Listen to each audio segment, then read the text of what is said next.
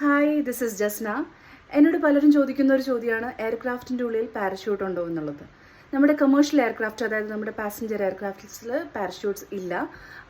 ചില fighter jets, അതുപോലെ ചില സ്പോർട്സ് എയർക്രാഫ്റ്റിൽ പാരഷ്യൂട്ട്സ് ഉള്ള എയർക്രാഫ്റ്റ്സ് ഉണ്ട്. നമ്മുടെ പാസഞ്ചർ എയർക്രാഫ്റ്റിൽ പാരഷ്യൂട്ട്സ് നമ്മൾ ക്യാരി ചെയ്യുന്നില്ല. അതിന് റീസൺസ് 2-3 റീസൺസ് ഉണ്ട്. അതിലൊരു റീസൺ, പാരഷ്യൂട്ട്സ് യൂസ് ചെയ്യണമെങ്കിൽ ഹൈലി ട്രെയിൻഡ് ആയിരിക്കണം.